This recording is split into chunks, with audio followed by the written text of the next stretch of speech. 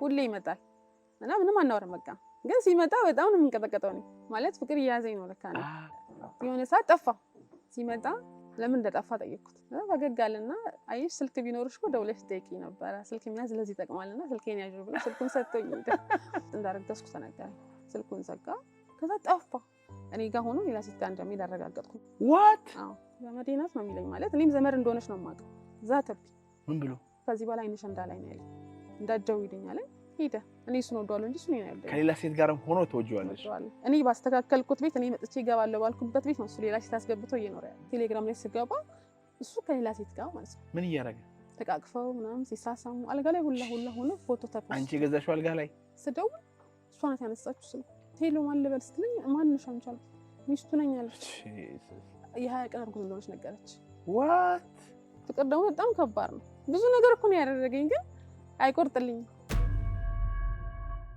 አርግዛ ምጥ ላይ ሆና ከሆስፒታል ያስረገዛት ወንድ ልጅ ጋር ትደውላለች እሱም ከሌላ ሴት ጋር ይመጣል በሚያሳዝን ሁኔታ ሊቺ ሌላኛው ሴት ፍቅረኛው እንደሆነች ትነግራታለች ልቧ ይሰበራል አረብ ሀገር ለፍታና ደክማ ታስራ ባገኘችው ገንዘብ በገዛችለት የቤት ዕቃ እሱ ሌላ ሰው አግብቶ አስወልዶ እየኖረ ነው ሳውዲ አረቢያ በልጅነቷ ሄዳ እስር ቤት ገብታ 40 ጊዜ ተገርፋ ያገኘችው ገንዘብ ነው የዛሬ ባለ ታሪካችን ውጣ ውረድ እጅግ በጣም ያስተምራል ያሳዝናል እስከመጨረሻ ሁላችሁም ተከታተሉት ይህንን ተንፈስ ወደ እናንተ ያቀረበው ማን ያዘዋል እሸቱ ግቢ ነው ጤናማ ምግብና መጠጣችን ይመረጣል የግቢያችን ድባብ ሰላም ይሰጣል ሰው ደስ ይለናል ቦሌ ሰላም ሲቲ ሞል ጀርባ እንገኛለን ይሞክሩን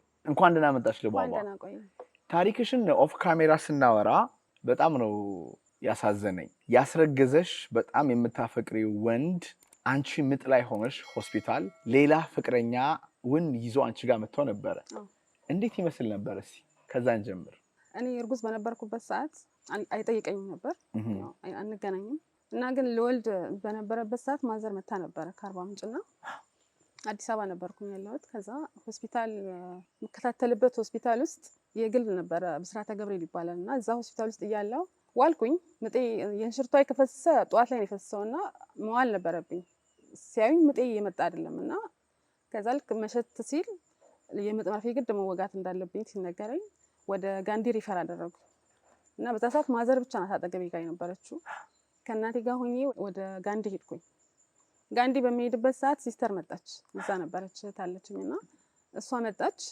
ከዛ ከመጣች በኋላ ይደወልለት ተባለና ተደወለለት ከዛ ሲስተር ደውላ ነገረችው ማዘር ፈቃደኛ አልነበረችም ምክንያቱም ስለማይጠይቀኝ እሷ እንዲያቅም አልፈለገችም በቃ መጣ ሲመጣ ግን ይገርም እኔ ጋር በነበረበት ሰዓት እኔ የምሰራበት ሱቅ ፊት ለፊት የሆነ ቡቲክ ነበርና እዛ አንዲት ልጅ አለች እና ከእኔ ጋር ይመጣና እሷ ጋር የሚገባ ነበር በዛ ሰዓትና ስጠይቀው ዘመድ ናት ነው የሚለኝ ለኔ ዘመዴ ናት ነው የሚለኝ ማለት እኔም ዘመድ እንደሆነች ነው የማውቀው ሆስፒታል ግን ተደውሎለት እኔ ጋር ሲመጣ ከሷ ጋር ነበር የመጣው እሺ መጡ በጣም ነው የደነገጥኩት አልጠበቅኩም አገኘኝ ጥግ ላይ ሄድን ጠየቀኝ ደህንነቴን ደህና ነኝ አልኩት ህመም ምናምን ጠየቀኝ ምንም በቃ ሰላም ነኝ አልኩት ከዛ ብር ጠየቅኩትኝ ሲጀምርም የደወልለት ብር ፈልገን ነው ስጠይቀው ገንዘብ እንደሌለው ነገር እጁ ላይ አላመጣውም ማለት ምጥ ተይዤ ተብሎ ተደውሎልህ እንዴት ባዶ እጅን ትመጣለህ ቢያንስ ሲቢኤስ ጠይቀው ብር የለኝም ማለት ከዛ እሱን ተውኩትና እሷ ጋር ሄድኩኝ ልጅቷ ጋር ጥግ ይዛ ቆማ ነበርና ሰላም ብያት መምጣትሽ ደስ ብሎኛል ግን በቃ የሆነ ነገር ልጠይቅሽ ነው አልኳት ምን ነበር ስለኝ ገንዘብ ፈልጌ ነው አልኳት ገንዘብ የለኝም አለች መምጣቴንም ማመስገን አለብሽ አለች እኔ ስለሆንኩ ነው የመጣሁት ነው ያለች ማለት ስላት እንደዚህ ማለት ጓደኛው እንደሆነች ስትነግረኝ እውነት በጣም ነው ውስጤ የታመመው ምጡ ራሱ እንደዛ ለመመኝ ፍቅረኛው ነኝ አለች ጓደኛው እንደሆነችና ዘመዱ ነኝ ብሎ እንደነገረኝ ስነግራት በጣም የተናደደችው እዛው ካንቺ እንዳረገዘ ታቅ ነበር ታውቃለች እና ምን ይሁን ብላ ነው የመጣች አላውቅም መጣች ከዛ ይቺ ነገርኳት እንደነገርኩ ስትነግረኝ በጣም ነው የደነገጥኩት መጮህ ፈለኩኝ እሺ ግን መብት የለኝም ከዛ ማዘር እዛ ስለነበረች መናገርም አልቻልኩም ሲስተርም ማለት በቃ አሳፈረኝ በቃ ነው ቺት ያደርግብሽ ነበረ በግንኙነታችሁ እንዴት ነበር ያገኘሽው እሱ ጋር ስንገናኝ ተቀጥሬ የሚሰራበት የወተት ተዋጽኦ ነበር እሺ እዛ የወተት ተዋጽኦ ቤት ይመጣል ሲመጣ ዝርዝር ፈልጎ ነበር የመጣው ይገርም ሱቅ ነበር የምሰራውና ዝርዝር ፈልጎ 5 ብር የ5 ብር አንድ ብር ፈልጎ መጣ። ያየሁት ነው የመጣው ከመኪና ወርዶና አንድ አሮጊት ናቸው ለሳቸው መልስ ሊሰጣቸው ነውና መቶ ዝርዝር ጠየቀኝ። በጣም የደነገጥኩት እውነት ለመናገር እሺ ደነገጥኩኝ ሳየው። ከዛ ዘረዘርኩለት ሄደ። መልሱን እያየሁት ሴትዮዋ ሰጥቷት መጣና ራኒ ጁስ ገዝቶኝ ሄደ። ትንሿ ራኒ ጁስ። በማግስቱ መጣ ጠዋት። አሁንም ያችን ራኒ ጁስ ገዝቶኝ ሄደ። ለሶስተኛ ጊዜ መጣ። ሁሌ ይመጣል እና ምንም አናወራም በቃ። ግን ሲመጣ በጣም ነው የምንቀጠቀጠው ነው ማለት ፍቅር እየያዘኝ ነው ለካ ነው። ከዛ የሆነ ሰዓት ጠፋ። ለሳምንት ያክል ጠፋብኝ። እሺ የምር ደነገጥኩኝ ሲጠፋ። በቃ የሆነ መኪና ሲወርድ ሰው ሲወርድ በቃ እሱን ነው የምጠብቀው ነው። ከዛ ከሳምንት ቆይታ በኋላ ተመልሶ መጣ። ሲመጣ ለምን እንደጠፋ ጠየቅኩት። ፈገግ አለና አይሽ ስልክ ቢኖርሽ እኮ ደውለሽ ትጠይቂኝ ነበር። ስልክ የሚያዝ ለዚህ ይጠቅማልና ስልኬን ያዥ ብሎ ስልኩን ሰጥቶኝ ሄደ። ከዛ ስልኩን ያዝኩኝ ቶሎ ብዬ ሴቭ ሳደርገው ቫይበር ላይ ወጣልኝ ቁጥሩ። የዛን ሰዓት ቫይበር ነበርና በቫይበር ነበር የማወራው። ከዛ ከዕለት ወደ ዕለት እያወራን እየተደዋወልን ምናምን ያንን ራኒ ጁስም እየገዛው በዛው የመጣ እየተጠያየቅን ከዛ ወደ ፍቅር ውስጥ ገባን። አሁን ወደ 6 ወር አብረን ነበር። ኦኬ 6 ወር በኋላ ነው ጽንሱ የተፈጠረውና ጽንሱ ከተፈጠረው በኋላ እኔ ጽንሱ ሲፈጠር በርግጥ አላቅም ነበር የምር 1 ወር አላቅም። ፔሪዴ ሲቀርብኝ ብዙም እንትን አላልኩም ምክንያቱም መከላከያ አጠቀም ነበርና በሁለተኛው ወር ላይ ግን የማቅለሽለሽ ስሜት የሆነ ሽታ መጥላት ምናምን ነገር ሲመጣ እና የሰውነትም አካል ጡቴ አካባቢ ምናምን ትንሽ እንትን ሲል በቃ ፈራውና ሄድኩኝና ሽንት ሰጠው። ስሰጥ እንዳረገዝኩ ተነገረኝ። በጣም ነው የደነገጥኩት። ይህንን ወደ እናንተ ያደረሰው ማን ያዘዋል እሸቱ ግቢ ነው። ጤናማ ምግብና መጠጣችን ይመረጣል። የግቢያችን ድባብ ሰላም ይሰጣል። ቦሌ ሰላም ሲቲ ሞል ጀርባ እንገኛለን። ይሞክሩን። የደነገጥኩት ግን ለኔ አልነበረም እውነት ለመናገር ለቤተሰቦቼ ነው። አይጠብቁም ነበር። አይጠብቁም። በስደት ረጅም ጊዜ ታንዴም 2-3 ስደትን ስላየው የመጀመሪያም ልጅ ስለሆንኩ በቤት ውስጥ የኔን ዓለም ማየት በጣም ትፈልጋለች እናቴ። ቤት ውስጥ ማንም አላገባም በዛ ሰዓትና እኔ መዳር በጣም ነው የምትፈልገው ጉጉት ነበራትና በጣም ደነገጥኩኝ።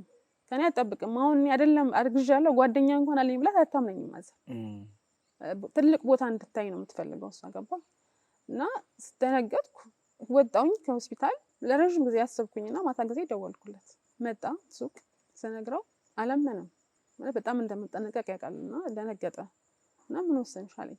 በአንድ ቀን ምንም ልወስን አልችልም እኔ እስኪ ነጋ አሳውቃለሁ አልኩት። ጠዋት ላይ ቴክስት አደረገልኝ። ከዛ መውለድ እንዳንፈልግ ነገርኩት። ከዛ ማድረግ በምትፈልጊው አጠገብሽ ነኝ ማለት በምትወስኚው አብሬሽ ነኝ አለ መጀመሪያ። ከዛ እሺ አልኩት። ከሰዓት ደውልና ደግሞ ሐሳብሽን ግን ለምን አትቀይሪም ምናምን አለ። ምን ማለት ነው? ከዛ ለምንድን ነው እንደዛ ያልከው ስለው አይ አንቺም እየሰራሽ ነው እኔም ታውቂያለሽ ቋሚ ነገር የለኝምና አስቢበት አለኝ። ከዛ አይኔን ለሞደር ነው ማለት በጣም ነው የምወደው ማለት የልጅ ፍቅር በጣም አለኝ ሲበዛ ማለት ነው። እና ሰፈሩላ በፊት ህፃን ልጆች ቤት ውስጥ አመጣለሁ አለብሳለሁ ምናምን በጣም ነው በቃ ህፃን ልጅ የምወደው ልጅ በጣም ነው የምወደው። ልጅ በጣም ከመውደዴ የተነሳ ማዘር መሀነሽ ብሎ የነገር ይሷለው ሁላ ትለኝ ነበር። በጣም ነው በቃ የምትደነግጠው ማለት ትፈራለች። የልጅ ፍቅሬ በጣም የተለየ ነው ለና ልጅ መውለድ በጣም ፈልግ ነበር ግን ሆን ብዬ አይደለም ያረጋስኩት እውነት ለመናገር። እና እንደዛ ሲለኝ ተናደድኩኝ። ወልደዋለሁ አልኩት። ስልኩን ዘጋ። ከዛ ጠፋ። አሳግዞሽ የለም 2 ሳምንት 3 ሳምንት ስልኩም ስደውል ስልኩ አይሰራም ምናምን ሰፈር ውስጥም አላየውም። ጓደኞቹም ስጠይቃቸው አናውቅም ነው የሚሉኝ። እና እንትን ተናደድኩኝ በጣም እንደዛ የሚወደኝ እንደዛ የምወደው ልጅ ማርገዜን ሲያቅ እንዴት ሊጠፋ ይችላል ማለት ለምንድን ነው ፍቅሩ የውሸት ነበር ማለት ነው የሚለው ነገርና ሳረግዝ ደግሞ እንዴት ይጠፋል የሚለው በጣም ስላናደደኝ ወንድሙ ጋር ነው የደወልኩት። ወንድሙ ጋር እንግባባልና ወንድሙ ጋር ደወልኩ። የአባቱን ቁጥር እንዲሰጠኝ ጠየቅኩት። አባቱን ጋር ለመደወል ማለት ነው። የአባቱን ቁጥር ስጠይቀው ደነገጠ ወንድሙ። ለምን ፈልገሽ ነው? አይ ሰው ፈልጎት ነው ለስራ ቁጥሩን ስጠኝ አልኩት። ሰጠኝ ቁጥሩን። ቀጥታ አባቱ ጋር ነው የደወልኩት። ምን አስደውለሽ? አባቱ ጋር ደወልኩኝና ሰላም ብያቸው የምሰራበት ሱቅ መጀመሪያ የምሰራበትና ከዛ የምሰራበት ይለያይ ነበር ነው ምልክት ስነግራቸው አወቁ። ያቁኛልም ሲጀመር ግንኙነት እንዳለኝ ከልጃቸው ጋርና ስደውልላቸው መጡ ሱቅ።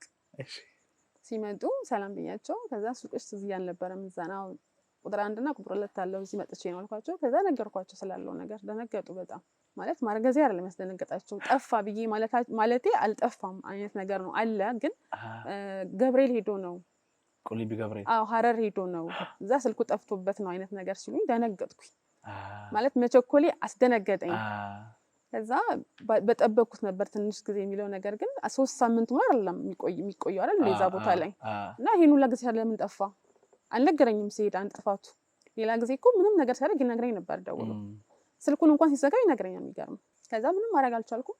እሳቸው በጣም ደስ አላቸው ማለት ማርገዜ ምናልባት የሱን ህይወት ይቀይረዋል፣ ልጅ ሲኖረው ይቀየራል። አሁን ላይ ምንም ነገር እንትን ስለማይል ገንዘብ ስለሚያጠፋ ስራም ይሰራል ብር ስለማይዝ ምናልባት ይሄ ልጅ መረገዝ ለሱ ምክንያት ይሆናል ለመቀየሩ ብለው ሲሉኝ ደስተኛ እንደሆኑ ሲነግሩኝ ቤትም ሄደው ደግሞ ለእናትየው እንደሚናገሩ ማለት ልጅ እንደሚመጣና በቃ ጥሩ ነገር እንደሚፈጠር ብለው ደውልልሻለሁ ብለን ተለያየን በሰላም ከሳቸው ጋር።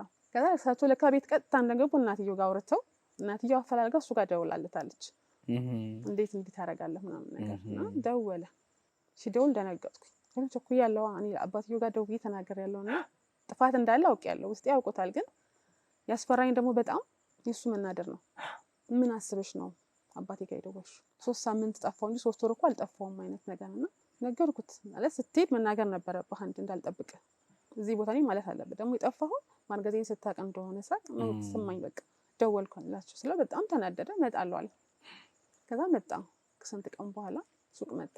ዛተብኝ። ምን ብሎ? ከኛ ቤት ምን ፈልገሽ ማለት ገንዘብ ፈልጌ አይነት ነገር ሲነግረኝ እኔ ካንተም ከሳቸውም ምንም የምፈልገው ነገር የለም፣ ደስ ካለ አንተ መካር ትችላለህ ልጄን አልኩት። ግን ወልዳለሁ አልኩኝ። ይሄ ልጅ አልኩት ከዚህ በኋላ አይንሽ እንዳላይ ነው ያለኝ።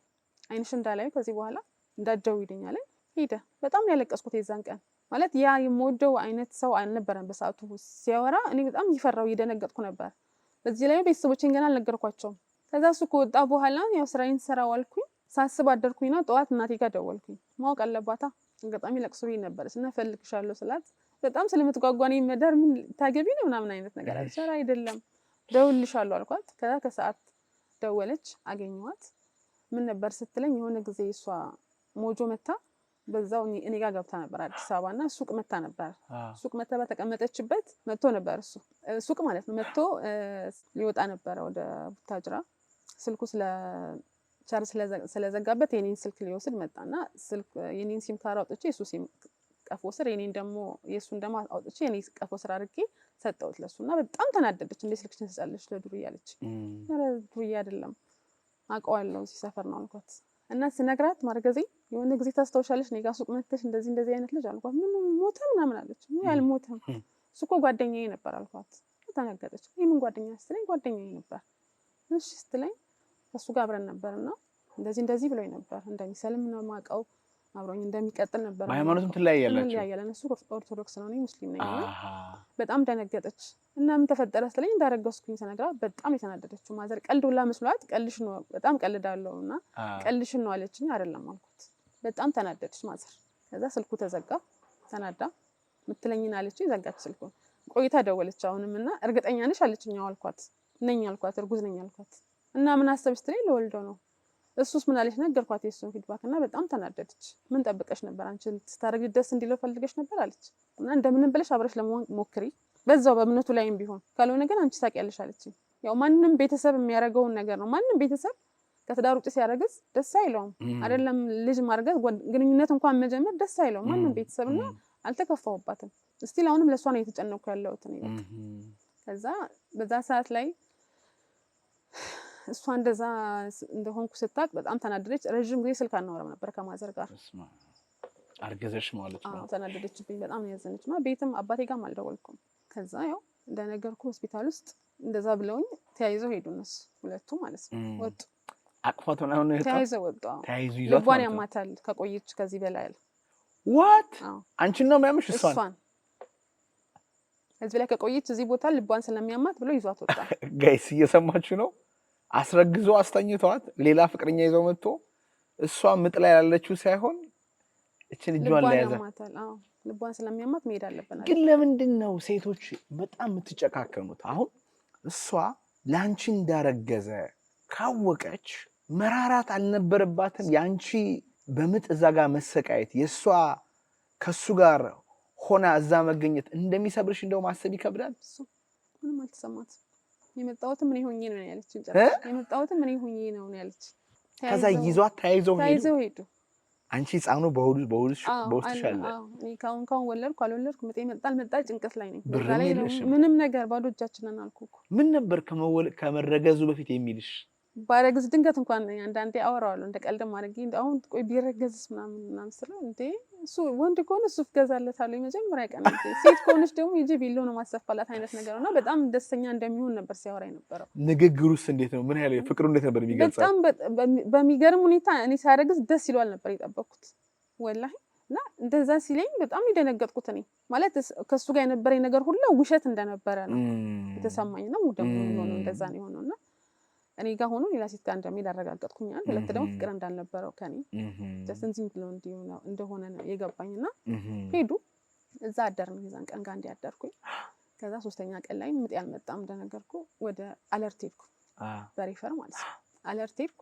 አለርት ከሄድኩኝ በኋላ ታውቃለህ ብዙ ፕሮሰስ አለው። ካርድ ይወጣል፣ ገንዘብ ያስፈልጋል። የነበረችዋም እየተሟጠጠች ያዝናትም 500 ብር ነበር ያዝነው የሚገርምና እሷም ተሟጠጠች። እዚህ ጋር ምግብ መጠጥ አለ ከኛው ነውና ማዘረም በቃ በጣም የደከማት መጣች። ምንም አይነት ገቢ ምንጭ የለም። አባቴን ስራ ፈቶ ቤት ተቀምጦ ነው ያለው። እሷም እንደዛው። እኔ ታላቅ ነኝ የቤቱ ስረዳቸው የነበርኩት እኔ ታናሾቼ ሁሉም የዛንሳ ልጆች ናቸው፣ ስራ የላቸውም። እና በጣም የተጨነኩ መጣሁ ነው። እዚህ ጋር አርጎኝ ሄደው ነገር አለ፣ እዚህ ጋር ቦዲ ያስኩት፣ እዚህ ጋር ቤተሰቦች አሉና በጣም ተጨነኩ። አለርት ሄድኩ። ካርድ ወጣ ምናምን ዋልኩኝ። እዛ ወደ ማታ ጊዜ ወለድኩኝ። አልሐምዱሊላህ ሰላም ነው የተገላገልኩት። እና ልብስ ይዞ መጣ ቶልጂ አለርት እያለሁ ስልክ ሲደውል ሲስተር ጋር አንዴ ሄዶ አጣንና ደወለ። የት ናችሁ ሲል አለርት ነው ሲል መጣ። ከማን ጋር እንደመጣ ታውቃለህ? አሁንም ከሷ ጋር ነው ከራሷ ጋር ማለት ነው። እነሷም ሰውነቷ እንዴት ነበር የምታይሽ? በቃ ጥግ ይዛ ነው የምትቆመው። እሷ ጥግ ይዛ ትቆማለች፣ እሱ መጥቶ ያናገረኛል። እኔ ሲጨርስ ከአብሮ ተያይዞ ይሄዳል። እንደዚህ ነው በቃ እየተፈጠረ ያለውና እኔ ለምን እንደመጣ ራሱ ግራ ገብቶኛል። ማለት ምን አይነት ነገር እንደሚፈጠር ለማየት ነው ወይንስ ምን ለምን ፈልጋ እንደመጣም ራሱ አልገባኝም። ምን አይነት ካልቸር ነው ራሱ ማለት? እና ልብሱን አመጣ ሰጠኝ። በቃ ሄደ ተያይዘው። ብርም አልሰጠኝም። ልብስ ይዞ መጣ ሰጠኝ፣ ሄደ በቃ ተያይዘው ወጣው ነው ድጋሚ ማለት ነው። አንቺ አይነን ላፈር ላይ አልፈልግም አትምጣ ወደዋለሁ እኮ ምንም ያርግ ነው ወደዋለሁ በዛ ሰዓት ላይ ማለት ነው። ፍቅር ይዞኛል እኮ ከእሱ ነው። ለሱ ወለዴ ደግሞ በጣም እያስደሰተኝ ነው። በስመ አብ ያስጨነቀኝ ያለው ስሜን እንትን የቤተሰቦቼን ስም ማጥፋቴ እንጂ እኔ እሱን በፍጹም ደስተኛ ነኝ። በጣም ይገርም። እርጉዝ ሆኜ ትንሽ ብር ላገኝ ብቻ ደሞዜ 1000 ብር ነው። የወተት ተዋጽኦ ተቀጠረኝ ሰራ የሆነች ብር ሳገኝ ሰው ቲፕ ከሰጠኝ እንደ አንዳንዴ መልስ ሲኖራቸው ታዩ ይሉኛል 10 ብር 20 ብር ነው።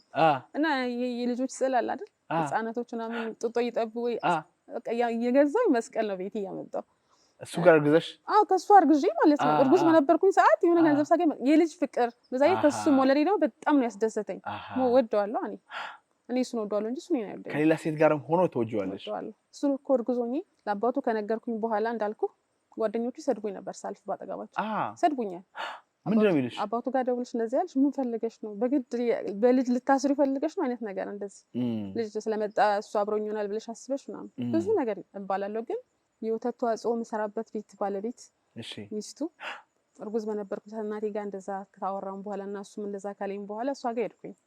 አታውቅም ማርገዜንና ሄድኩኝ ቤት ዝም ብዬ ነው የሄድኩት። እሑድ ቀን ረፍቴ ነበርና ሄጄ ስላለው ነገር ነገርኳት እና በጣም የደነገጠችው። ለማስወረድ ሁላ ወስነሻል አለች። አዎ ምን ላድርግ ቤተሰቦቼም አይፈልጉም እሱም አይፈልግም። እኔ ደግሞ እዚህ ላይ 1000 ብር ደሞዝተኛ ነኝ ምንድነው ማድረግ ያለብኝ ስላት ሉባባ አለችኝ። በህይወታችን ውስጥ ፈጣሪ ስንት ፍሬ እንደሰጠን አናውቅም። 1 ፍሬ ሊሆን ይችላል 2 ፍሬ ሊሆን ይሰጠን። እቺን 1 ፍሬ ሰጠሽን ጽንስ አለችኝ አስወረደሽ ነገ ትዳር ይዘሽ ለመውለድ ስትፈልጊ ባይኖርስ አለች። ከዚህ በኋላ አይደለም ስድብ ብትርም ይመጣብሽ ይችላል እና መታገስ እንዳለብሽ ነው። በቃ ምንም ቢመጣ ጎበዝ እና ጠንካራ ሆነሽ ካላሳለሽ በስተቀር ከዚህም በላይ ነገር ልትባይ ትችላለሽ ያለችኝ ነገር ስላለ እርጉዝ ሆኜ ያትን ተቋቁሜ ነበር እስከምወልድበት ሰዓት ድረስ የቆየሁትና ስወልድም ማዘር አልጨከነችብኝም። መጣች ከአርባ ምንጭ ድረስ የሚያስፈልገኝ ነገር ሁሉ አድርጋ መጣች። እናት ናታ። መታም ደግሞ ልጄን ወስዳ ያሳደገችልኝ ስቲል እሷ ናት። እሷ አይደለም ልጄ ተወልዳ 8 ዓመት እስከሚሞላ ድረስ ከሱ ምንም አታውቅም። 2 ነው 3 መጥቶ አይቶታል። እዚህ በቃ ሌላ ልጅ የለው። አሁን አግብቶ ወልዷል። ስንት? አሁን አግብቶ የወለደው ቤት ውስጥ ይገርምህ እኔ በገዛሁት አልጋ፣ እኔ በገዛሁት ቁምሳጥን፣ እኔ በገዛሁት ድሬሲንግ፣ እኔ በገዛሁት ፍራሽ ነው፣ እኔ በገዛሁት ምንጣፍ ነው እሱ አግብቶን ቤት ቁጭ ብሎ እየኖረ ያለው። ባንቺ ፍራሽ ባንቺ ሁሉ ነገር እኔ ባስተካከልኩት ቤት እኔ መጥቼ እገባለሁ ባልኩበት ቤት ነው እሱ ሌላ ሴት አስገብቶ እየኖረ ያለው። ምንድነው የገዛሽለት? አረብ ሀገር እያለሁ መጀመሪያ ገና ሲሄድ የሄድኩት በ14 ዓመቴ ነው። ከዛ በፊት ያው ቤተሰቦቼ በጣም ጥሩ ላይፍ የነበራቸው ሰዎች ነው። ምንም ነገር ፈልጌ ያገኛለሁ። ምንም ነገር በቃ ጠይቄ ይገዛልኛል። በቃ አባቴ በጣም ጎበዝ ፎቶ አንሺ ነበር አርባ ምንጭ ላይና ፎቶ ፈታ። እኔንም በነገራችን ላይ መጀመሪያ ጊዜ ፎቶ ያነሳኝ የሷ አባት ነው። አስታውሳለሁ ነፍሷን የማረውና እናቴ አንደኛ ክፍል ልገባ ኩርፎ ትምህርት ቤት ልማር የአንቺ አባት ፎቶ ቤት አለ ፎቶ ፎጣን ይባል እዛ ውስጥ ነው ያስነሳችኝና እኔ ራሴ ያውቃለሁ ፎቶ ቤታችሁን ለማለት ፈልጌ ነው። ያ ጎበዝ ፎቶ አንቺ ነው ጥሩ ኢኮኖሚካል አይነት ነበር ፓዛር ያኔ በጣም በቃ እንፈልገው ነገር ይገዛል። እስቲ የክርስቲያኖች በዓል እንኳን ሲል ለኛ ልብስ ይገዛልናል ይታረድልናል ቤት ውስጥ ጁማ ሁሉ ይታረድልናል ቤት እና በቃ ደስ የሚል ህይወት ነበር የምንኖረው የሆነ ሰዓት ላይ። ከዛ አክስት ነበረች አክስቴ እናቴ እህት ናትና ትዳር ነበራት ትዳሯ አልሳካላት ሲል አረብ ሀገር መሄድ ፈለገች እና ላካት አባቴ ግን ሲልካት እኔ ቃል አስገብቻታለሁ በጣም ነው የምወዳት ያሳደገችኝ እሷ ናትና አክስቴ ስትሄድ እንደምትወስደኝ ቃል አስገባኋት።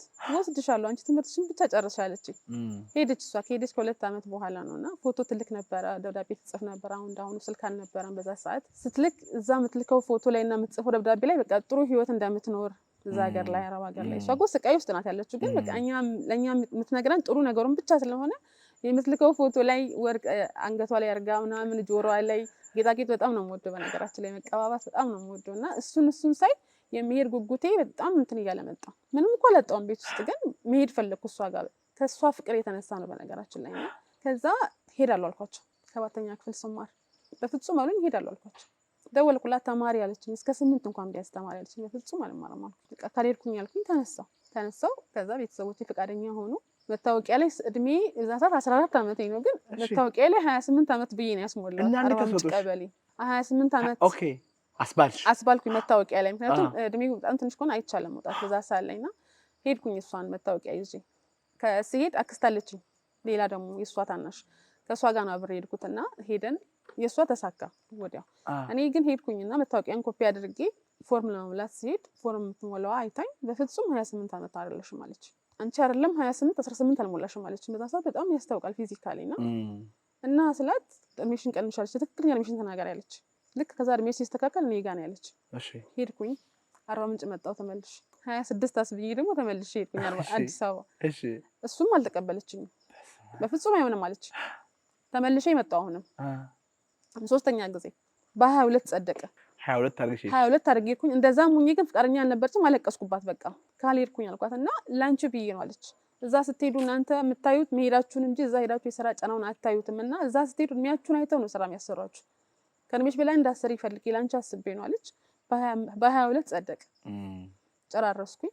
ያው በራይ ተስተካከለ ተሳካ ማለት ነውና ሲሄድ ቀጥታ ሄድኩት አክስቴ ጋር ነው አብራኝ የነበረችው አክስቴ ያለች የሷ ታናሽ ከሷ ጋር ነው አብረን ሄድነው ኡምራ ነው ቀጥታ ኮንትራት ቤት ሳይሆን ኡምራ ነው ሄድነው የእምነት ዚያራ ማለት ነው። እና እዛ ሄድን እሷን አገኘናት ለ2 ወር ያክል ቤት ተቀመጥኩ።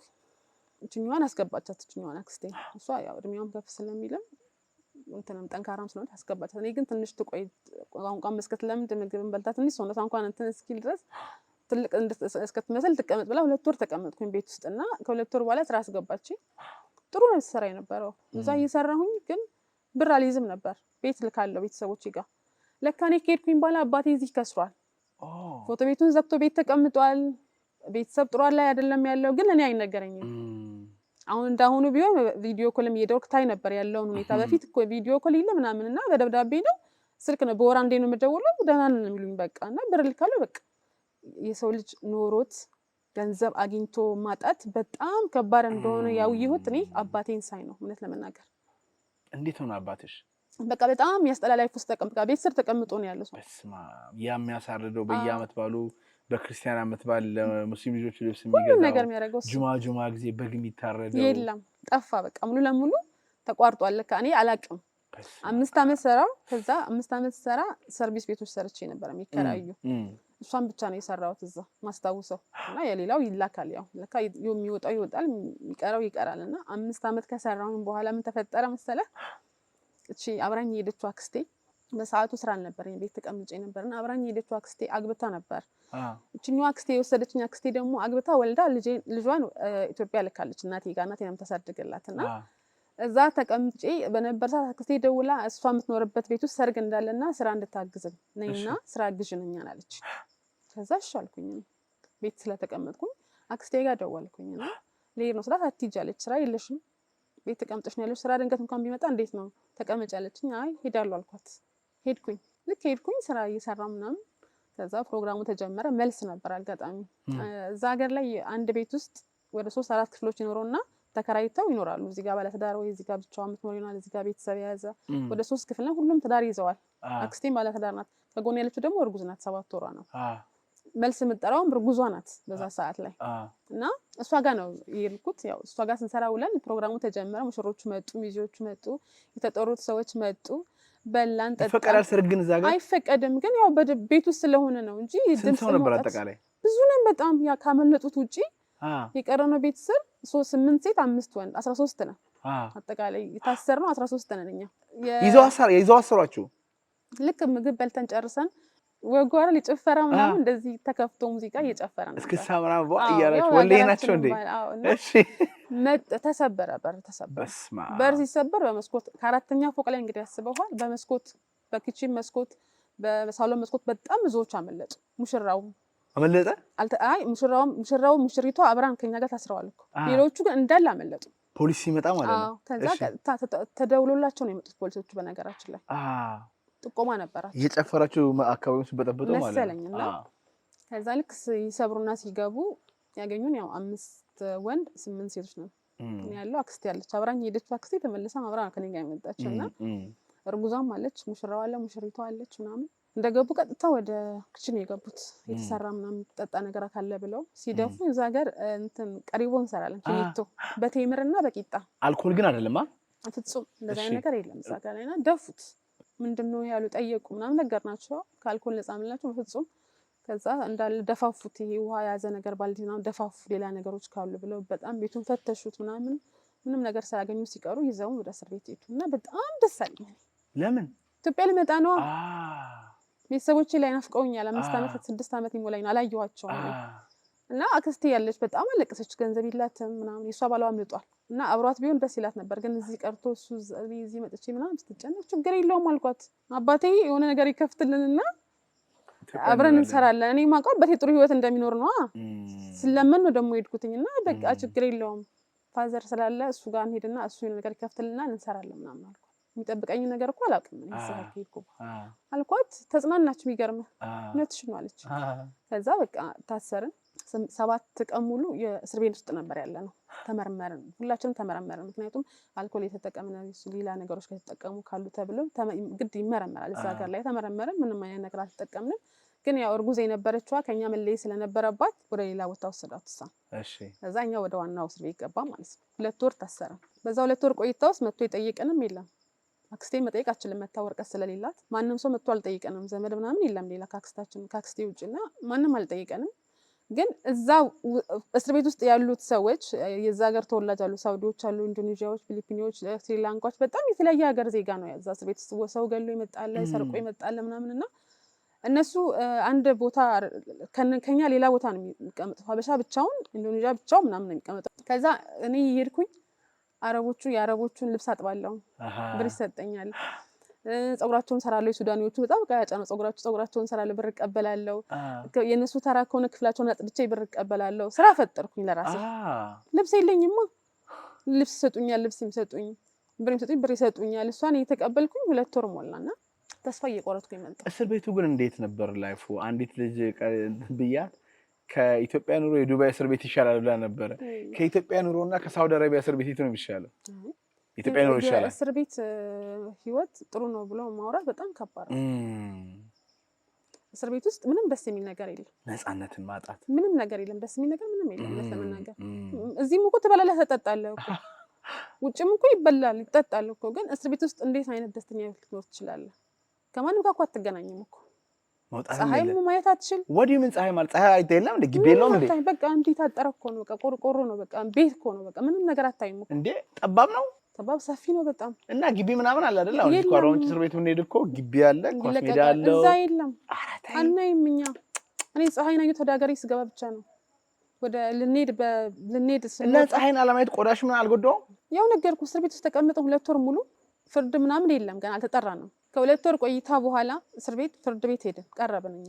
ከዛ ያጠፋነው ወንጀል ያው እኛ ሀጅ ነቢ ከሆነ ወንድ ጋር ተቀላቀለ ሴት ነው በሚል የታሰር ነው ማለት ትዳር ካልያዘው ቤተሰብ ካልሆነ ወንድ ጋር ተቀላቅሎ የተገኘ ሴት በሚል ኢክትላ በሚል የታሰር ነውና እስር ቤት ፍርድ ቤት ስንቀርብ አንዳንድ እግራችንን ታስረን ነበር በሰንሰለት።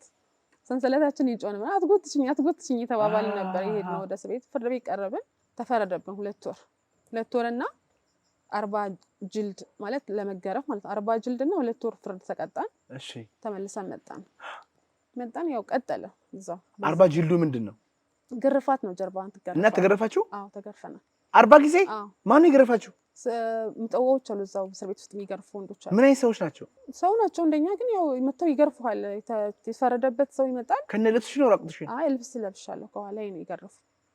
ግን ልብሱ በጣም ስስ ስለነበር በጣም ነው የተጎዳሁት። እንትን ቆዳይን ሁላ ተልጦ አክስቴ በእንትን ታስቢል ነበር። በምንድነው እሱ በጣም ነው በጣም ነው የሚገርፉት? አዎ ያማል። 40 ጅልድ ትንሽ አይደለም እኮ። ውፍረት አለው መግረፊያው? እንዴ ያው ጅልድ ይባላል። በጣም ነው የሚያቃጥለው። በጣም ነው የሚያማው። ወፍራም ነው። ስታለቅሽ መያዝ ነው እንዴ? ምንም አለቀስ ምናምን ነገር አይሰራም። እዛ 40 ነው ህግ ብሏል እንግዲህ ይያል። አዎ ግን ሰብአዊ መብት የለም። ፍርድ እኮ ነው በቃ የሀገሩ ህግ ነው። ህጉን መተግበር አለባቸው። ገረፉን 40 በስማ እና 6 ወር ሞላን እዛ እስር ቤት ውስጥ። እዛው እስር ቤት ውስጥ ሌላ እስር ቤት ነበረች ብለሽ ነበር? አዎ እና እዛ እስር ቤት ውስጥ ምንድነው ዝልዛል የምትባል ክፍል አለች። እሺ እሷ ክፍል አሁን ሰው ከተደባደበ ወይ ተላላፊ በሽታ እንዴት የያዘ ሰው ካለ ምናምን እዛ ክፍል ውስጥ ነው የሚገባውና ክፍሏ በጣም ጠባብ ናት። እዛ ክፍል ውስጥ ሽንት ቤት አለ። እዛው ትመገባለህ፣ እዛው ትተኛለህ። ለመዘርጋት እንኳን አይመችም ክፍሉ።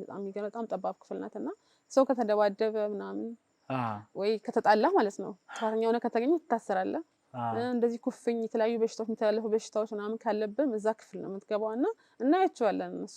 ሲጋራ አጭሰሽ ነበር እዛ? እንዴት ነው ያጨስሽው? አንድ ፊሊፒኒ እዛ ታሳሪ እስረኛ ነበረችና የሆነች ቴሌቪዥን የምናይባት እንትን ከታች የሆነች እንደ መቀመጫ ነገር አለች።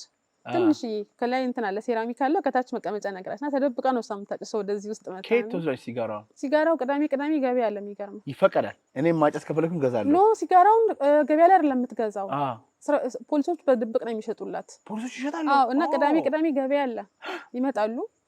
ብስኩት፣ ሳሙና ምናምን ሌሎች ነገሮች ሽቶ ምናምን ከፈለክ ምናምን ይሸጣል፣ ያመጣሉ። ሱቅ ውስጥ ግን ሲጋራ አይሸጥም፣ አይቻልም ሲጋራ መሸጥ። ግን ለእስረኞቹ ያመጡላቸው አሉ ፖሊሶች በድብቅ ማለት ነው። በድብቅ ይመጣላቸዋል። ስልክ ሁላ ይገባላቸዋል። ብር ካለ ሰጣቸው የሆነ ነገር ያመጣሉ። ብር ካለ በሰማይ መንገድ ያለ እና ሽታው በጣም ደስ ይላል። ሲጋራው ቁርንፍድ ነው የሚለው። እሺ ይህንን ወደ እናንተ ያደረሰው ማን ያዘዋል እሸቱ ግቢ ነው። ጤናማ ምግብና መጠጣችን ይመረጣል። የግቢያችን ድባብ ሰላም ይሰጣል። ቦሌ ሰላም ሲቲ ሞል ጀርባ እንገኛለን። ይሞክሩን። ቁርንፍድ ስለሚል ብዙም አይታወቅም እና የሆነ ቀን ሁሌ አያታለሁ። በእርግጥ ስታጨስ ግን የሆነ ቀን አጠገቧ ጋር ተቀመጥኩና ካልሞከርኩኝ አልኳት። እሺ ስለ ጥሩ አይደለም እኮ አለች። እኛ ጋለው ግን ስጪኝ በቃ የሆነ ተስፋ መቁረጥ ነው እኮ በቃ ረጅም ጊዜ 2 ወር ተብለን 6 ወር ሆነ ሰንውጣ።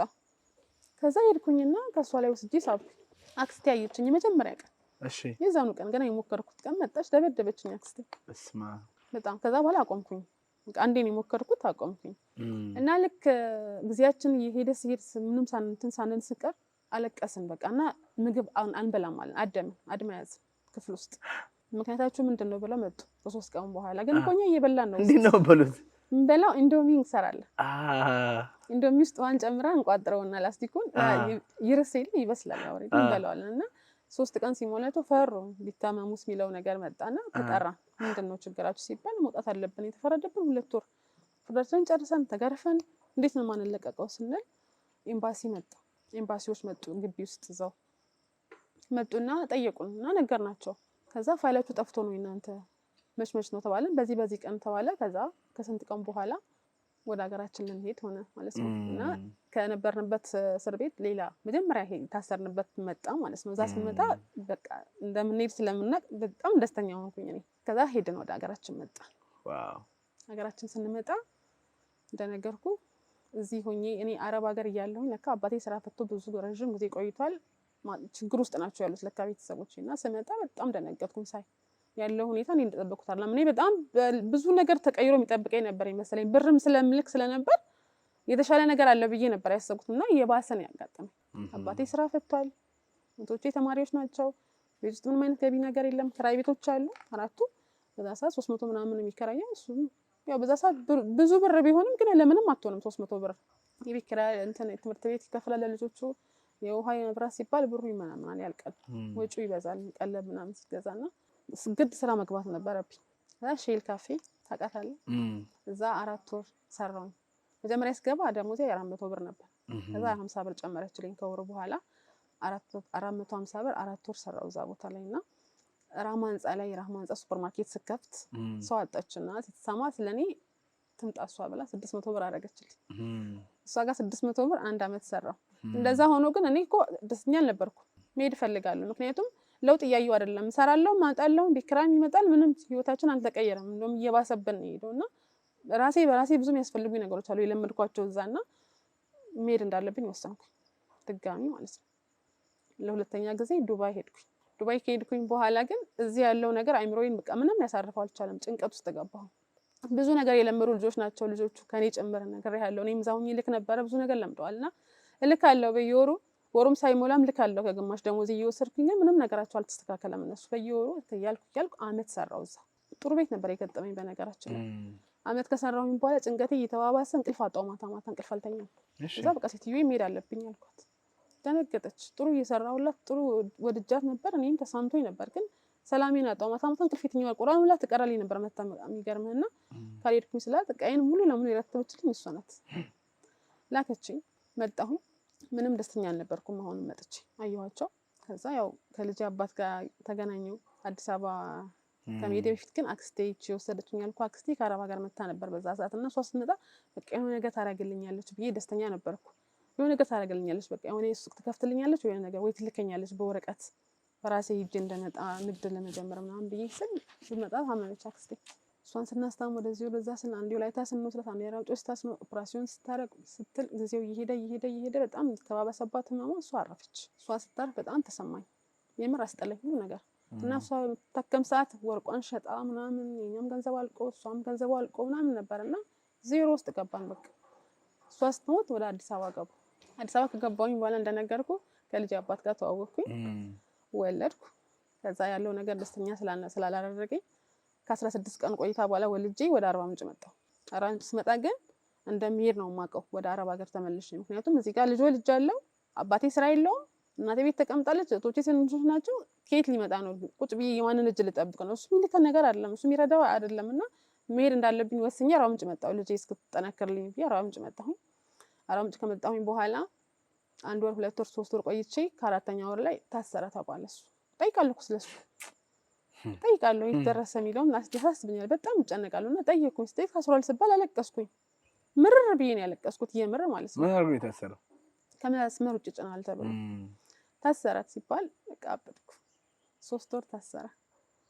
ሲፈታ ሲደውልልኝ ማለት ነው እናቴ አጋጣሚ አልነበረችም። ዘመን ሞቶባት ሻወር ቤት ሄዳ ነበርና ከተከራዮቹ ላይ እጄ ቤት ኪራይ አንጡ አልኳቸው። ሳይደርስ ጊዜያቸው ፈልጌ ነው አልኳቸው። ሰጡኝ። እሷን ብር ያስኩኝና የልጄን ዕቃት የራሴን ዕቃ ይዤ ሄድኩኝ እሱ ጋር። ምክንያቱም በቃ ቆሎም በልተን ቢሆን እናሳድጋታለን አለኝ። ተስፋ አለኛ እኔ ወደዋለሁ። በቃ እንደዛ ካለ እስር ቤት ሆኜ በነበርኩበት ሰዓት አንቺና ልጄ ብቻ ናችሁ የምትታዩኝ ሲለኝ አመንኩትኝ። ፍቅር ደግሞ በጣም ከባድ ነው። ተያይዘን ሄድ ከልጄ ጋር ሄድኩኝ እዛ አዲስ አበባ እነሱ ቤት ነው የገባሁት። እናቱ ነበረች እህቶቹ አሉና የሆነች ክፍል ሰጡ።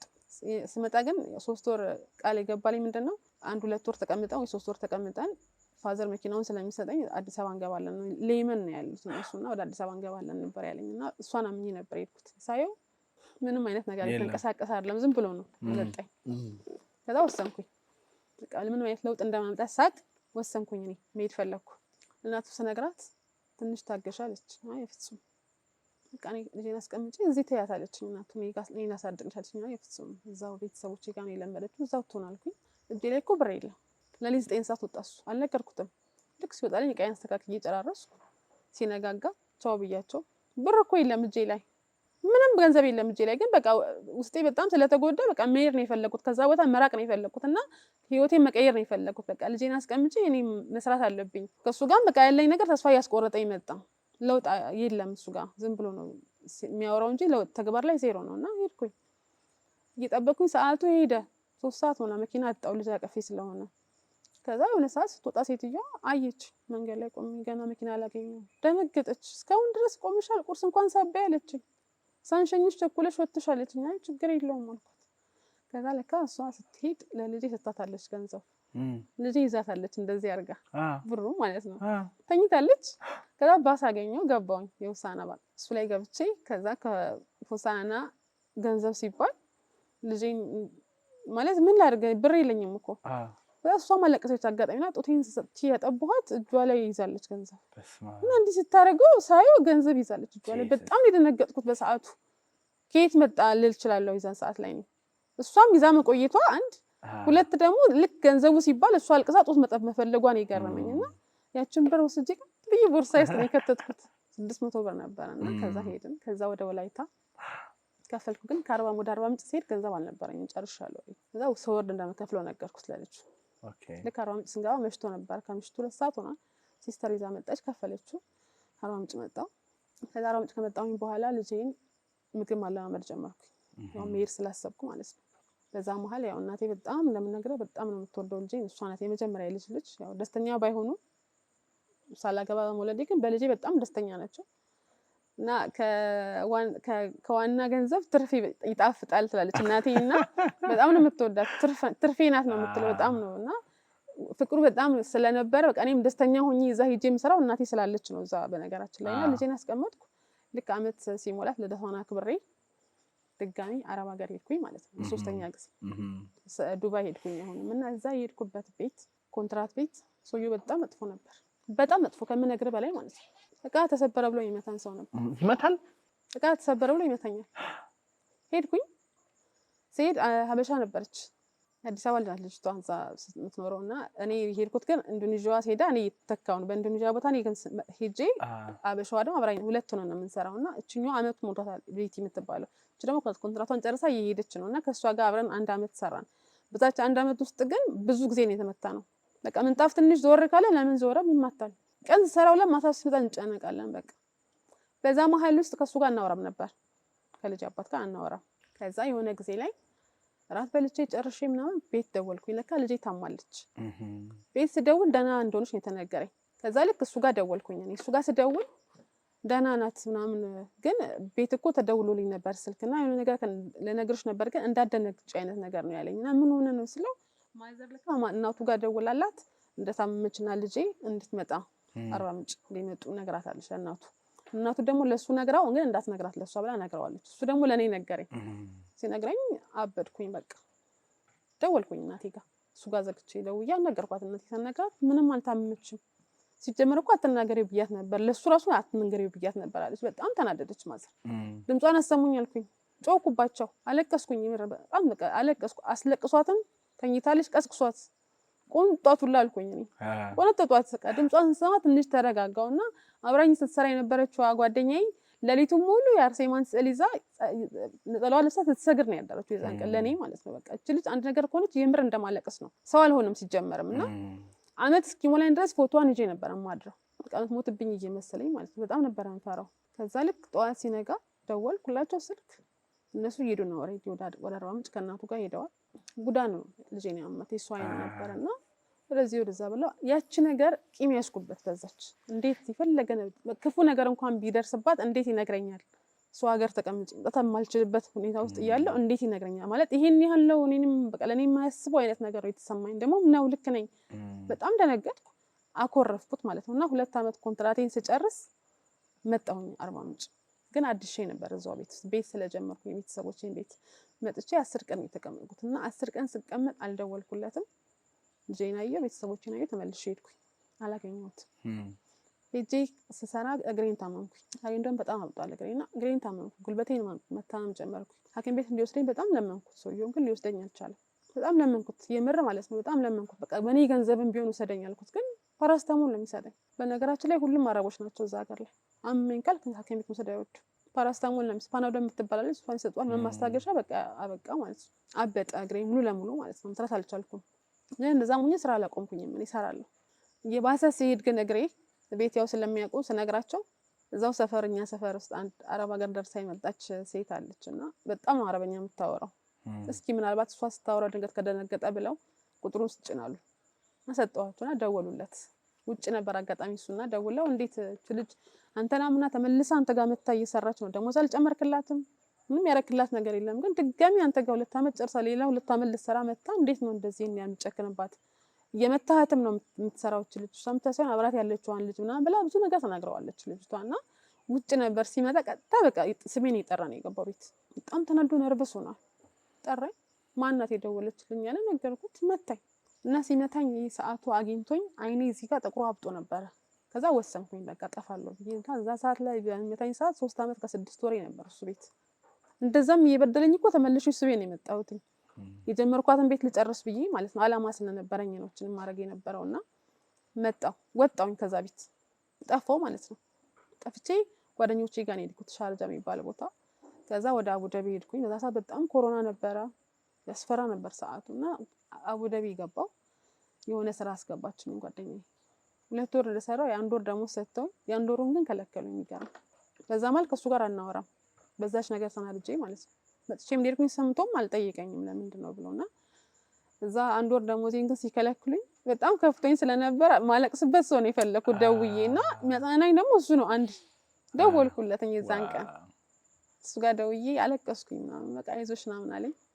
እንደ አዲስ ምን ተጀመረ ሌላ ፍቅሩ ተጀመረ ማለት ነው። እንደ አዲስ ብዙ ነገር እኮ ነው ያደረገኝ ግን አይቆርጥልኝ። ደወልኩለት አጽናናኝ አይዞሽ አለኝ። የተሻለ ነገር አለ ይሰጥሻል አለኝ። እሺ አልኩኝ። ሌላ ስራ ገባሁ። አጋጣሚ ሰራተኛቸው ለረፍት ሄዳ ለ3 ወር እሷ እስክትመጣ ነው የገባሁት እዛ ስራና ሰዎቹ መልካም ሆኖ አላገኘኋቸው መሰለ። በህይወቴ አጋጥሞኝ የማያውቅ መልካም ሰው እነሱ ናቸው። 4 ወር ነው የሰራሁት እነሱ ጋር። 3 ወር ከሰራሁ በኋላ መጣች ልጅቷ። ዱአ ሁላ እያረጉ ነበር እንዳትመጣ ልጅቷ። እኔም እያረኩ ነበር። በጣም ተመቻችተናል ማለት ነው። እሷም ጥሩ ናት እኔም ጥሩ ሆኜ እየሰራሁላችሁ ተገፍቼ ስለመጣሁ ነው በነገራችን ላይና እሷ ስትመጣ ረመዳን ደርሶ ነበር በአጋጣሚ። ረመዳን ደግሞ ታውቃለህ በጣም ስራ ይበዛል እነሱ ጋርና 2 ሆነው እንድንሰራ ያው እንዳግዛት ለ1 ወር ከዛ እንደምሄድ ሴትዮዋ በጣም እኔም በጣም ስለወደደችኝ ርቄ እንሄድ አልፈለገችም። ስራ ማፈላለግ ጀምራለች ግን አልነገረችኝም። እና እቺ አሁን በጣም መልካም ሴት ደግሞ ከሷ ደግሞ የምትበልጥ ደግሞ ሴት ጋር ያገናኘች እዛው ሰፈር ውስጥ ዘመዳቸው ናትና እሷ ሰራተኛ ትፈልግ ነበር። አግብታ 1 ልጅ አላት አግብታ ነው የምትኖረውና እሷ ጋር አስገባች።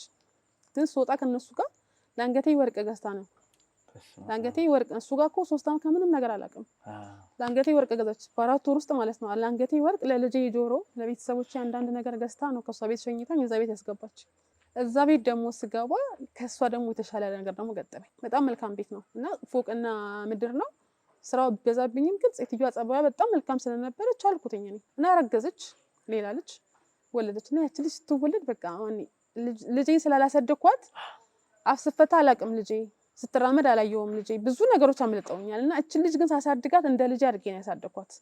በቃ ልጄን በሷ ውስጥ እያየው ማለት ነው ያሳደኳት። እና በዛ መሃል እሷ ጋር ልክ ስገባ ከልጅቷ ጋር ያወራውን አላልኩም ነበር ፍቅር ውስጥ ነን ከሱ ጋር እኮ እየሄደ ተካሄደና ከዛ ቤት ወጥቼ እዚህ ቤት ስገባ ደግሞ ሴትዮዋ ደግሞ ደሞዝ ጭራል 5 አድርጋልኝ ነበርና በጣም በቃ ትልቅ ደሞዝ ነው ለኔ በዛ ሰዓት ላይ 1000 ብር ነበር ደሞዝ 500 ብር ደሞዝ ጭማሪ ሲሰጠኝ በጣም ብዙ ብር ነው ለኔ በዛ ሰዓት። እና ምን ተደረገ እግሬን በጣም ስለሚያመኝ እንድመጣ ነገረኝ ማለት ነው። ነይ በቃ ሁሉ ነገር ትሽኔ ሌላን ቻላንስ ለልጅ ያንስም ማለት አመንኩት።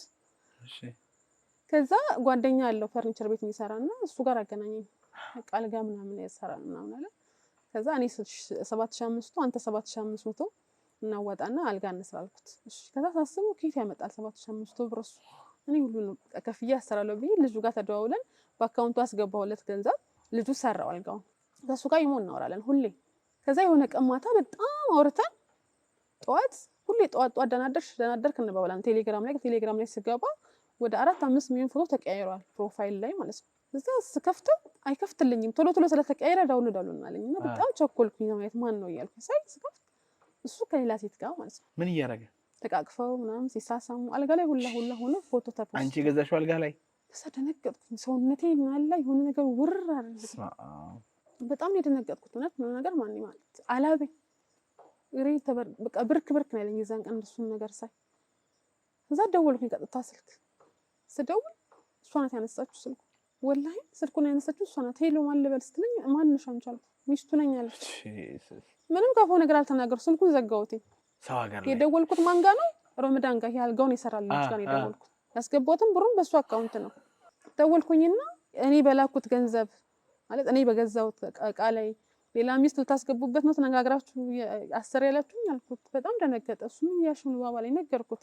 ደነገጠ። እሱ ምን እንደኔ አረ እንደዚህ አይነት ነገር የለም ደግሞ ሙስሊም ነው እሱና ወላሂ አለኝ። በቃ ወላሂ ካለ ደግሞ አንድ ሰው እምነቱ ነው ልታምነው ነው የሚገባውና አመንኩት። እሺ ምንድነው ስለው እኔ ደውዬ ላገኘውና አገናኝሻለሁ አለ። ከዛ እሱም ሲደውል ተመሳሳይ ነገር እሷ ናት ያነሳችው። ደወለልኝና እሷ ናት ያነሳችው አለኝ። አየህ ድራማ ነበር እየተሰራብኝ። በፍጹም እንደዛ አይደለም እኔ ቤቱ ሄጄ እኮ ሁላ አድራለሁ አለኝ። አሳመነኝ ይልች። ከዛ ከሰዓት በኋላ እሱ ጋር አብረው ሆነው ደወሉልኝ ስልክ ደውለው አንቺ የዛኔ እዚህ ኢትዮጵያ መጥተሽ በሄድሽበት ሰዓት ሳታይኝ ስለሆነ የሄድሽው ተናድጄ ስለነበር ፍቅር ውስጥ ገብቼ ነበር አለኝ። እና በዛ ሰዓት ላይ ስልኬ ጠፍቶ ነበር አለ ከሷ ጋር በነበሩ ሰዓት እና ስልኬ ሲጠፋ ሲም ካርዱ ያለ ከነቀፎ ከነ ሲም ካርዱ ሰጠችኝ አለ ስልኳን እሷ በሷ ነበር ስልክ የምትጠቀመው እና ልክ አሁን እኔና አንቺ ሞራስ ስንጀምርና አብረን እንደሆነ ስታቅ ያንን አዘግታ ሌላ አስከፈተችና እሷ ናት የቀየረችው ፎቶ። አልጋው እኮ የተሰራው አሁን ነው ማለት አልጋው የተሰራው አሁን ነው። እንዴት ነው እሷ ልታገኝህ የምትችለው? ረጅም ጊዜ እኮ ነው ተለያየን ካልከኝ አንተ ስለው አዎ አለኝ። ቤት መታ ነው አለ። እኔ እሷ ጋር ደውዬ አናገራታለሁ። እሷ አናገርኳት። የ20 ቀን እርጉዝ እንደሆነች ነገረች። ዋት እቺ ደግሞ ያቺ ከዛ ሆስፒታል ካዩት ውጪ ማለት ነው ረዴት ትባላለች።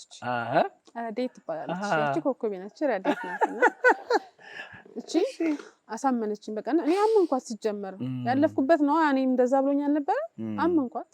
ምንም ነገር ከፈለግሽ ጠይቂኝ አልኳት። እንደውም ጭራሽ ስልኩን ዘጋው ብሎክ አደረኳት። ከዛ በኋላ ኢንስታግራም ላይ ከስንት ጊዜ በኋላ መጣች። መጣ አወራችኝ። እንደምታወሩ ነግሮኝ ነው ምናምን ማለት እንደምናወራ ምናምን ሰው ነገራት። እኔና እሱ አብረን እንደሆነ እኔና እሱ ከዛ በኋላ እኮ ተገናኝተን አናውቅም። ስጠይቀኝ ፍጹም አልኳትና አረብ ሀገር መጥቻለሁ አለችና ዱባይ ነኝ ያለሁት እዚህ ቦታ ስትለኝ ለምን አስወረድኩት ልጁን በቃ መጣው አለች። እሱ ጋር ደግሞ ማውራት ጀመርኩ። ለምን እንደዛ አደረክ ስለው እኔ ሲጀመር ከኔ አይደለም ያረገዘችው አለ ከሌላ ሰው ያረገዘችው አይነት ነገር አሳመነኝ።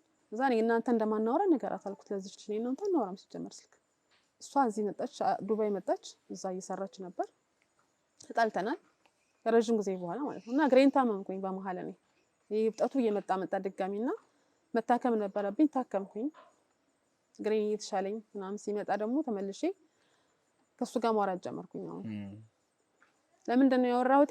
ጓደኛው መጣ ደግሞ አላውቀውም። ይሄን ጓደኛው እኔ መጥቶ በሱ ጓደኛው ስልክ ነበር ስናወራ የነበረውና እዮብ እንደዚህ ሆኖ ፍጹም አይቼው አላውቅም ማለት በጣም ተቀይሯል። እንደዚህ አልነበረም እዮብ ፍቅር ጉርቷል አየውና ካንቺ ውጪ ሌላ ሴት እንደማይሆን ስላወቀ አንቺም ብቻ ነው ስለአንቺ ብቻ ነው እያሰበ ያለው። አሳመነኝ በቃ ሙሉ ለሙሉ ማለት ነው።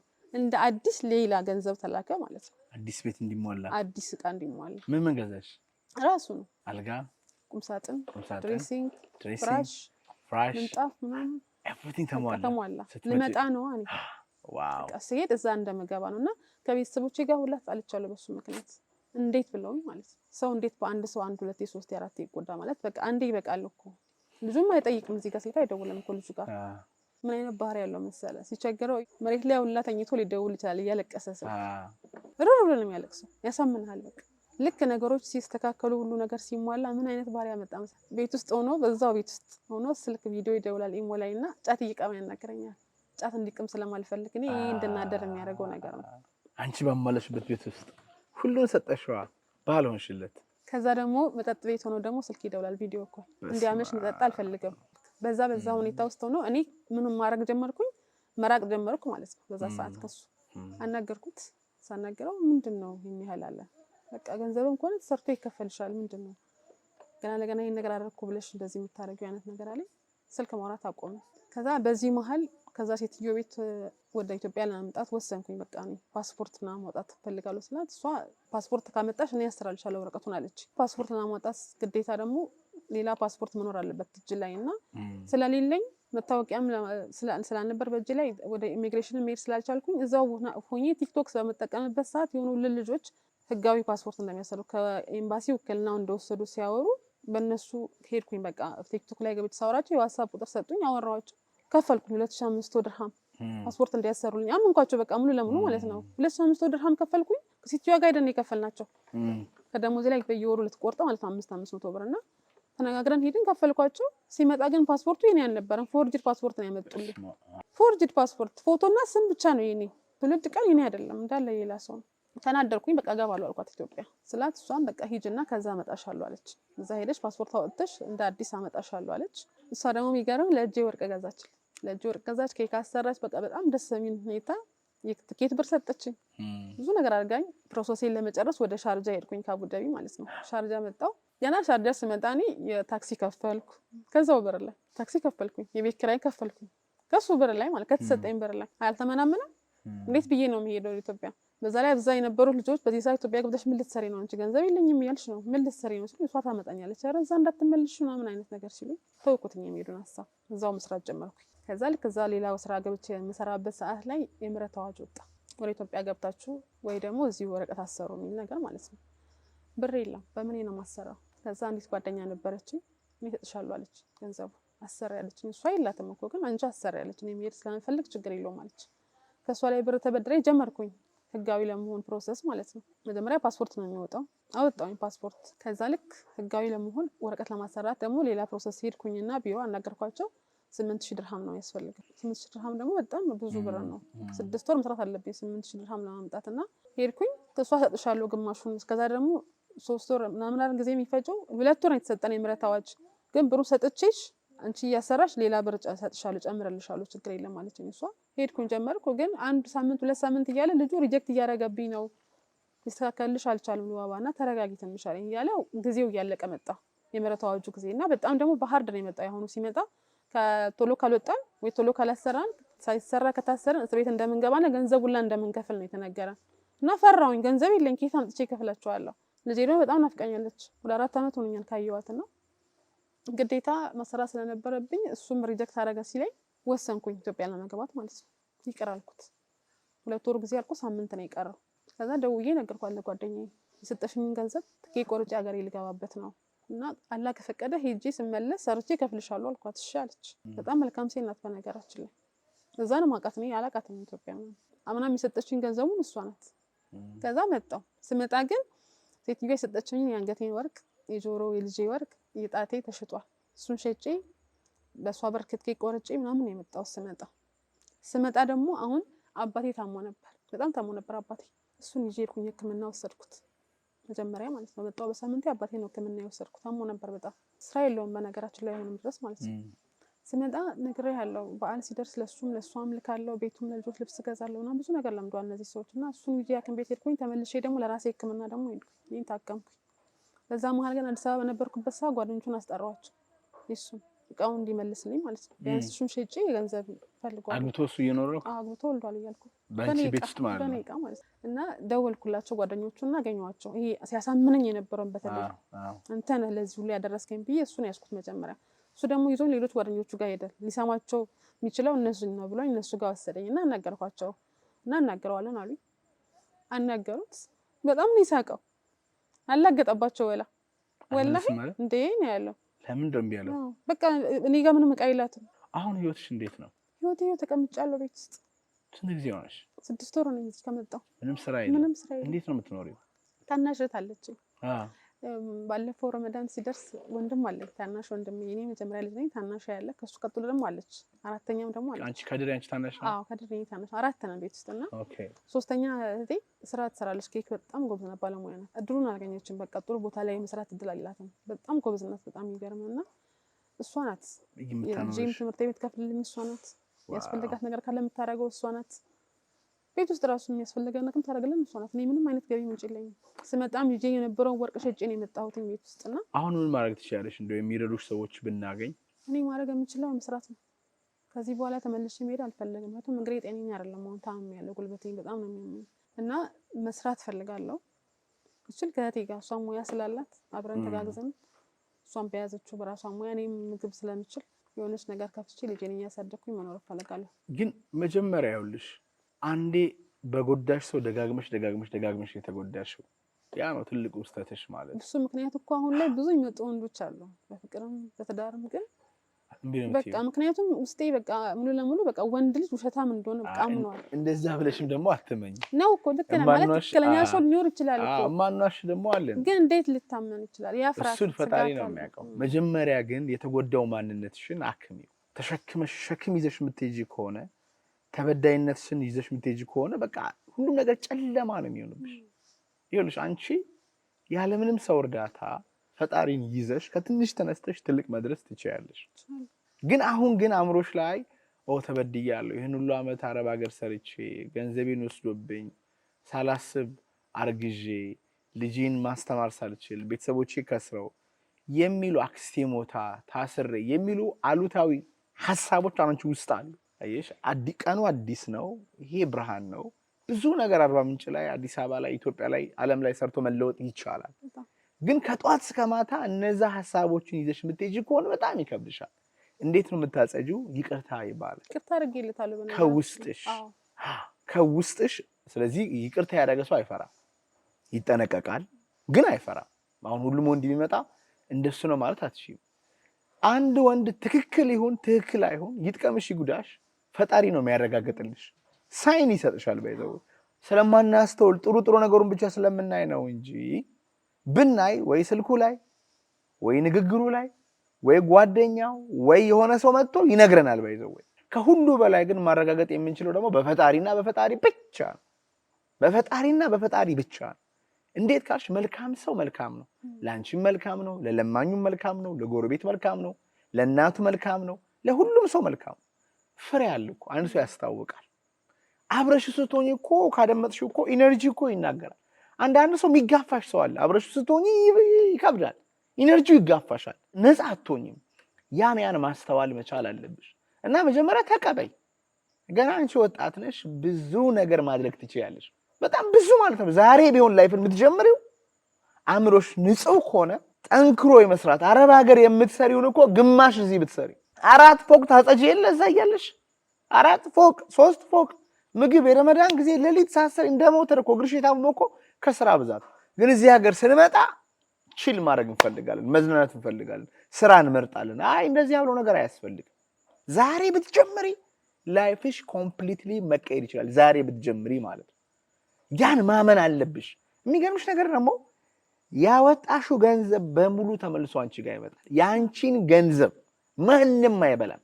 ያንቺን አልጋ፣ ያንቺን ቁም ሳጥን፣ ያንቺን ያልሽውን ምንጣፍ፣ አንቺ በላብሽ ለፍተሽ ደክመሽ ያመጣሽውን ብር ያለ አግባብ የሰረቀ ሰው ካለ እመኚኝ ነገ ወደ አንቺ ገንዘብ ይመጣል። ግን ይቅር ማለትና መቀበል መቻል አለብሽ። አእምሮሽ የሚነግርሽን መጥፎ ነገር አትንገሪ፣ ለራስሽ አትዘኝ፣ ተጎድ አትበይ። ልጅ የመሰለ ነገር አለሽ። ያ በቢሊየን በትሪሊየን ብር አይገኝም። ይሄ ሰውዬም ኤክስፒሪየንስ ሰጥቶሻል። ግን ከዚህ በኋላ ምንድነው የምትፈልጊው ነው ትልቁ ጥያቄ። ስማርት መሆን አለብሽ። ጅል ሞኝ መሆን የለብሽም። ስማርት ሆነሽ፣ ስማርትነት ምን ማለት እንደሆነ ንገረሽ። የምትፈልጊውን ነገር ማወቅና ማግኘት ነው።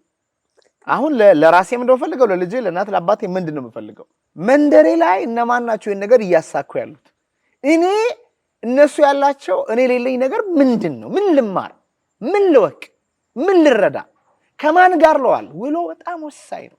ቤት ውስጥ ቁጭ ብለሽ አትዋይ። ውጪና የሆነ ስራ ቦታ በዜሮም ቢሆን ዋይ አለ። የሆነ ለአንቺ ፈጣሪ ያስቀምጠው የሆነ ነገር አለ። ምክንያቱም ከኢትዮጵያ ወጥተሽ ዓለምን አይተሽ መተሻል። ታውቂያለሽ ምን እንደሆነ፣ ትልቅ ቤት ውስጥ እንዴት እንደሚኖር፣ ቤቱ ምን እንደሚመስል፣ ምግቡ ምን እንደሚሰራ። የሙስሊሞች ሬስቶራንት አርባ ምንጭ ላይ ብትከፍቺ ታውቂዋለሽ። እንዴት እንደ የአረብ ሬስቶራንት ብትከፍቺ የለም አለ እዚህ ሀገር እንዴ። በቃ እሱም ብትከፍቺ እንኳን ሲምፕሊ እዛ ሀገር የምትሰሪያቸውን ምግቦች እዛ ሀገር ያሉትን መንዲ ምናምን ብትሰሪ በጣም አሪፍ። ስለዚህ እሱን ለመስራት የምትፈልጊ ከሆነ አለ በቃ ኦፖርቹኒቲ አለ። ግን መጀመሪያ መጠበቅ አለብሽ። የምትጠበቂው ከፈጣሪ ነው፣ ከሰው አይደለም። ፈጣሪ ደግሞ ለአንድ ልጁ ለአንቺና ለልጁ የሚሆን ነገር አያጣም። መጠበቅ አለብሽ፣ ማመን አለብሽ፣ ልብሽን መክፈት መቻል አለብሽ። እና ኢትዮጵያውያን ደጋጎች ናቸው፣ ይረዱሻል። እዚህ ጋር በምናስቀምጠው ስልክ ደውላችሁ አይዞሽ በርቺ በሏት።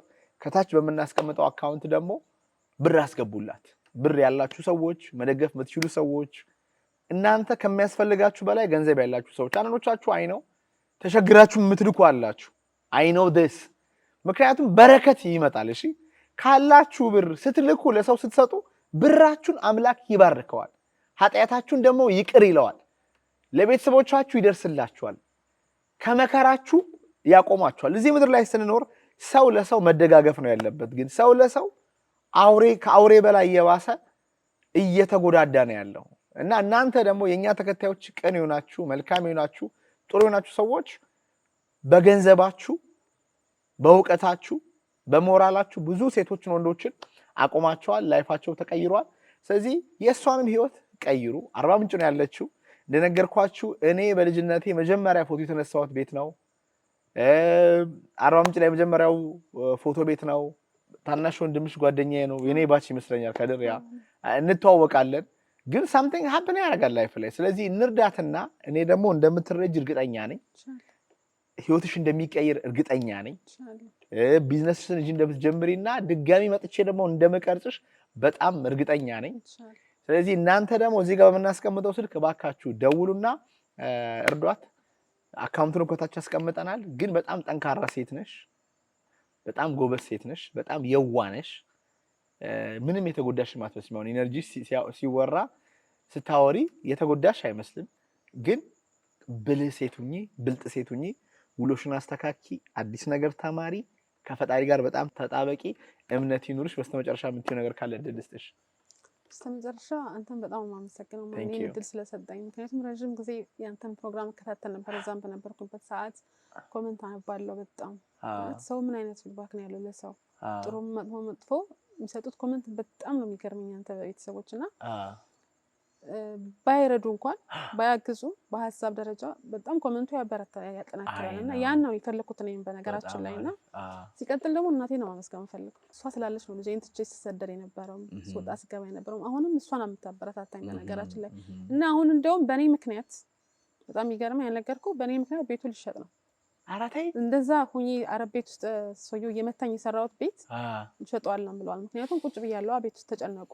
ለኛ ኖራለች ይችላል ለኛ ሰርታለች። ግን ይሄ ቤት ተሽጦ የተወሰነ ትንሽ ቤት እንግዛና በተረፈው ገንዘብ ትስራበት ብለዋል። እና እኔ ደግሞ ይሄ እንዲን አልፈልግም ነገር ነገር ምክንያቱም ይሄ ቤት ለኔ በጣም ትልቅ ትርጉም አለው እና ቤተሰቦቼ ችግር ውስጥ እንዳልጥላቸው። እዛ ግቢ ውስጥ ቢዝነስ ምናምን መስራት ያመቻል ይቻላል በእውነት አስፋልት ተጠቀም ነው አይደል? እኔ አላህ ይፈቅድልኝ እዛው ቦታ ላይ ነው ትንሽ ነገር ሰርቼ እዛው መስራት ነው የምፈልገው እና ኢንሻአላህ ቤቱ ባይሸጥ አባቴም እንደነገርኩ ቤት ተቀምጦ ነው ያለውና እሱም በቃ ለኔ ሲል ነው በቃ እሱ ሙሉ ለሙሉ ሰጠኝ ኃላፊነቱ በቃ እንደፈለግሽ ማድረግ ትችያለሽ ነው ያለኝና እሱም አለ በዛ ላይ ያሟልና እሷም ጥሩ ላይ ስላልሆነ ያን ነገር እንዳይሆን ነው ቤቱ እንዳይሸጥ እያያችሁ ነው እንግዲህ ሁላችሁም እናት አባት አላችሁ ልጆች አሏችሁና እሷ ደግሞ ደክማ ነው ቤቱን የገዛችው እና ቤት ደግሞ በዚህ ሰዓት ላይ አንዴ ወጣ ማለት ገንዘቡ እየወረደ ነው የሚመጣው። ግን እዛ ትንሽም ቢሆን የሚኖሩበት ቤት ውስጥ የሆነ ቢዝነስ ቢሰሩ እህትሽም የተባለውን ኬክ መስራት ብትችል በጣም የተሻለ ነው። እኛም በእውቀት ሰፖርት እናደርጋችኋለን፣ ደግፍሻለሁ፣ ምንም ችግር የለውም። ግን እናንተ እባካችሁን እዚህ ጋር በምናስቀምጠው ስልክ ቁጥር ደውሉ። እናንተ የምትልኩት ትንሽም ትሁን ትልቅ አንድ ኮሜንቱ እንዳለችው በጣም ፓወርፉል ነው። ስልክ ደውላችሁ ማበረታቱን በጣም ፓወርፉል ነው። እኔ እርግጠኛ ነኝ ስለማምንባችሁ ከእግዚአብሔር ቀጥሎ ገንዘብም ልካችሁ ቀይሯትና በቃ ይደሰት። አንድ ቤተሰብ ሲደሰት ነገ በእኛ ደግሞ ምን ሊመጣ እንደሚችል አይታወቅም። እዚህ ወንበር ላይ ዛሬ እኔ ለምሳሌ ቆሜ አውርቻለሁ፣ ነገ እዛ ጋር ሊሆን ይችላል የሆነ ሰው ኢንተርቪው የሚያደርገኝ አታውቂም። ስለዚህ እኔም ቫኬሽን በመጣሁበት ነው አርባ ምንጭ እንግዲህ ድንገት ነው የተገናኘነው። ድንገት ብዬ አላምንም፣ የእግዚአብሔር እቅድ ነው። ከመኪና ወርጄ ቤቴ ልገባ ስል ነው እሷ ስልኬን ወስዳ ከጓደኛዬ ላይ ስልኬን ወስዳ ስትመጣ ስሜን ስጠራኝ አውቃታለሁ። ልጆኜ ትምህርት ቤት ምናምን እንተዋወቃለን፣ አውቃታለሁ፣ ባይን አውቃታለሁ። ስለዚህ ካሜራማኖቹን ፈልገን ነው ይሄን ታሪክ ወደ እናንተ ያቀረብነው መሆን ስላለበት ነው። ስለዚህ ካሜራማኖቹንም ከልብ አድርጌ አመሰግናለሁ። ሉባባ አይዞሽ፣ በርቺ፣ በተሻለ መንገድ እንደምንገናኝ በጣም እርግጠኛ ነኝ። ስለተከታተላችሁን ከልብ አድርገን ነው የምናመሰግነው። በቀጣይ ጠቃሚ ቪዲዮ እስክንገናኝ ድረስ ሰብስክራይብ ማድረጋችሁን እንዳትረሱ። ይህንን ተንፍሱ ለእናንተ ያቀረበላችሁ ማን ያዘዋል እሸቱ ግቢ ነው። ጤናማ ምግብና መጠጣችን ይመረጣል። የግቢያችን ድባብ ሰላም ይሰጣል። ሰው ደስ ይለናል። ቦሌ ሰላም ሲቲ ሞል ጀርባ እንገናኛለን። እናመሰግናለን።